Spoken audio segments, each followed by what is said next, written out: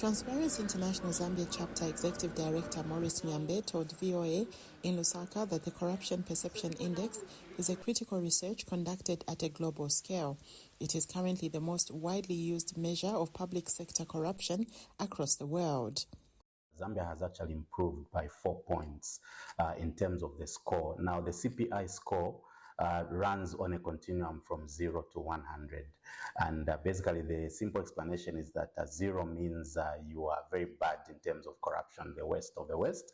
And then 100 means you are very clean as a country in terms of corruption. So over the last 10 years, Zambia has been, first of all, declining. And then specifically for the last 3 years, we have had a constant score of 33 out of 100. And so now we have improved to 37. According to Transparency International, the Corruption Perception Index, or CPI, is used to rank countries by their perceived levels of public sector corruption as determined by expert assessments and opinion surveys. The CPI defines corruption as an abuse of entrusted power for private gain. A 2023 IMF diagnostic report on Zambian governance and corruption indicates that corruption is believed to have inflated the costs of numerous high-profile tenders and construction projects during President Edgar Chagwa Lungu's tenure between 2015 and 2021. It further states that huge financial resources invested in infrastructure projects such as road construction have been identified as providing avenues for corruption. Besides impacting the economy, the Zambia National Women's Lobby, an NGO championing gender equality, states that female leaders in Zambia have encountered significant barriers to political participation due to corruption. Executive Director Juliet Chibota says the new Corruption Perception Index is now responding to concerns by female leaders.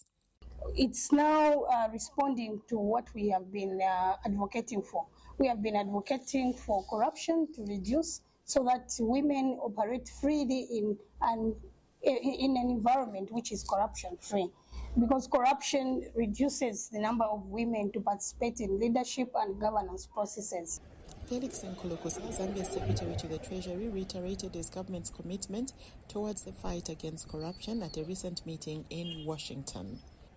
We have established the inter-agency collaboration for asset recovery, where in addition to the Anti-Corruption Commission, we have identified about 21 institutions, some of them in the law enforcement, others in other areas that are collaborating together to try and recover all the assets that have been gotten through corruption. Critics of President Hakainde Hichilema have charged that arrests on corruption allegations have only been targeting political opponents, describing it as a witch hunt of the previous regime. The Zambian president insists that the fight against corruption is not meant to victimize his political opponents. In 2022, Zambian authorities set up the Economic and Financial Crimes Court to fast-track corruption cases. No convictions have been secured thus far. Kathy Short, VOA News, Lusaka, Zambia.